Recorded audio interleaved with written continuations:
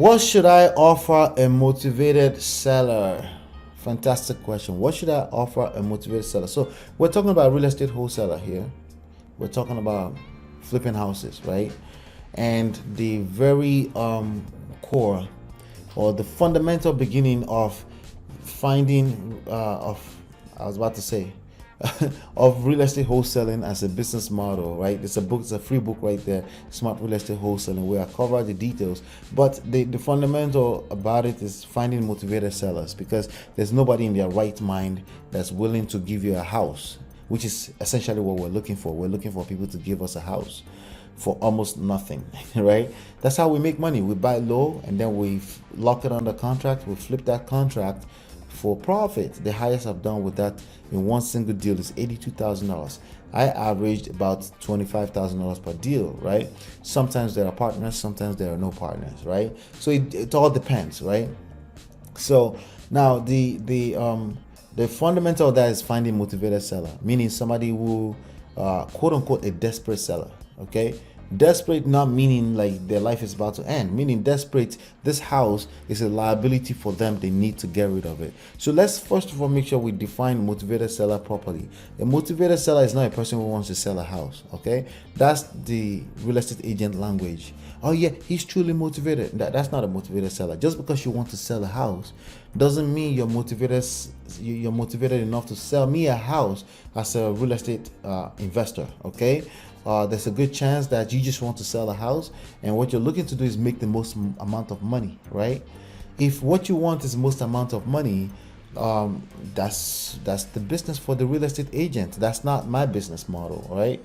But if what you're looking for is to get rid of this piece of crap because it's a liability for you, you're desperate to get rid of it because this is hitting your books, this is messing with your financial books, right? This is a liability on my books. Yes, it's a house, I get it, but voila, I found out that houses are not always an asset, right?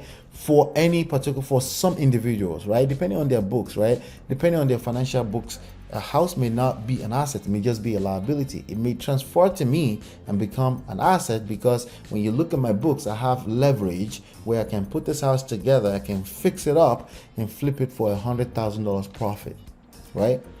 So what should I offer a motivated seller? The first question is that what are they asking? What's the asking price? If they have no asking price, then you should offer as low as possible. You know how some people say, oh no, we don't have to lowball offer, anything like that is disrespectful. No, it is not. Okay, people have the right, as long as you don't take away their right to say no to your offer, it is not disrespectful. Okay, so you should always find out, what are you looking for with this house? What are you looking to walk away with this house? If they're that motivated, you should at least ask that question. I don't know, what do you think is worth?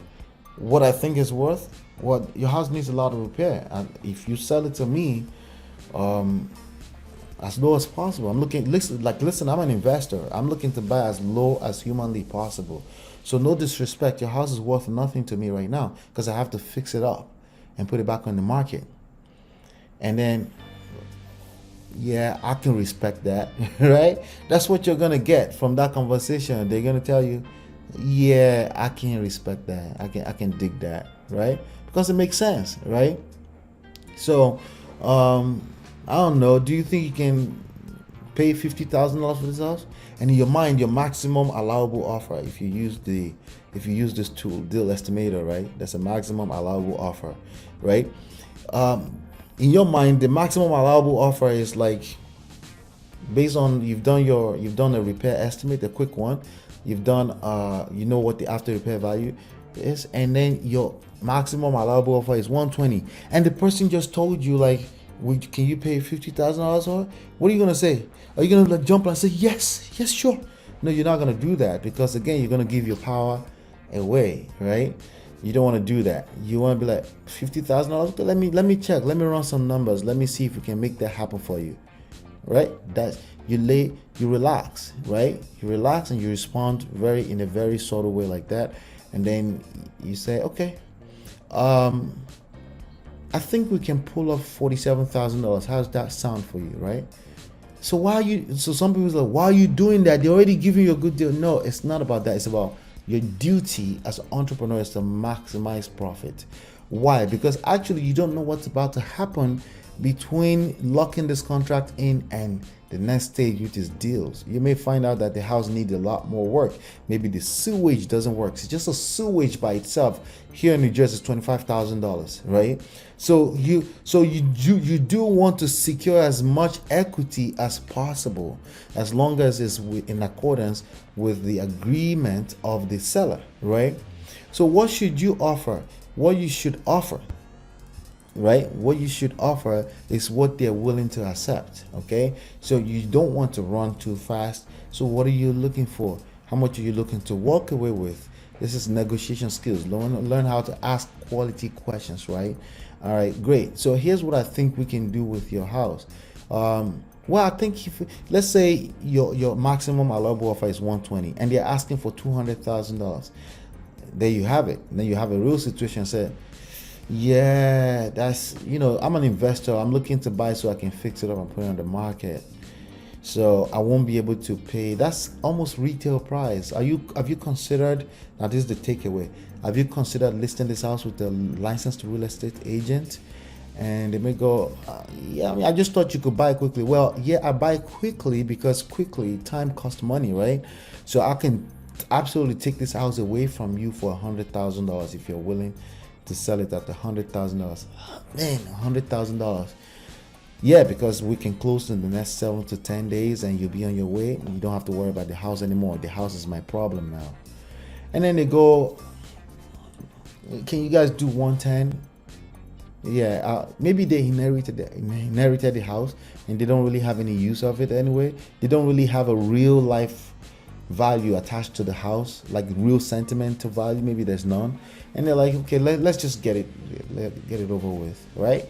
That's the conversation you're having, right? So what should you offer a motivated seller? The question is not, well, as far as scientifically speaking, there's something we call maximum allowable offer, right? And again, if you want to know more about that, just go to dealestimator.com, okay? And that number is called the 70% rule, right? In my world, it's actually the 65% rule. 65% of what the house is worth minus the estimated repair cost, called the ERC, right? We covered that in details, by the way, in the book, this book you see on the screen, right? So that's the scientific part of it, right? But obviously you're dealing with human beings. There's emotions involved. They think their property is worth something. So you want to have a conversation like a human being. You want to say, hey, what are you looking for? How much are you looking for exactly? That's a fancy way to say what's the asking price. Asking price, believe it or not, is a lot more threatening language than what are you looking for in the house, right? Because you're talking like a normal human being. You kind of tone it down from all of the official formality of it, right? You bring it down. Say, what are you looking to achieve? How much are you looking for is what I mean. Well, if I can get, my asking, yeah, I'm an investor. Have you considered listing with a real estate agent? I can introduce you to my agent. No, I'm just looking for a quick sale. Well, then that's what I'm here for. Let's see if we can work something out. Here's why I need to pay a certain amount of dollars. I have to fix it, and then that's going to take me time. It's going to cost me closing costs multiple times. It's going to cost me time, contractors, headache, things I don't know that will happen. I know, not necessarily because you didn't tell me, but because, surprises. And obviously compliances, changes over time and things like that. I have to deal with the city inspectors, all this headache, right? So there's a certain amount of money I can't go over, right? And what's the lowest you can calm down on? You should always throw that ball in their court and see, like, yeah.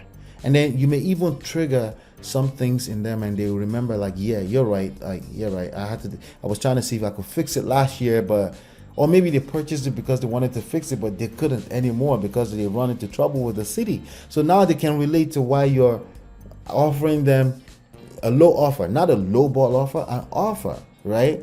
So you should, in terms of what should you offer a motivated seller, I want you to watch this video multiple times, write down some of the things I said, right?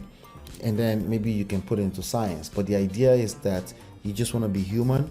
You want to communicate the value, your value, their value, in a nice way, back and forth. It's called negotiations. And then come up with something you can agree on. but you should offer as low as humanly possible. Even your attempt is to get that house for free. Okay, that's what you're looking to do, because you're in business as an entrepreneur.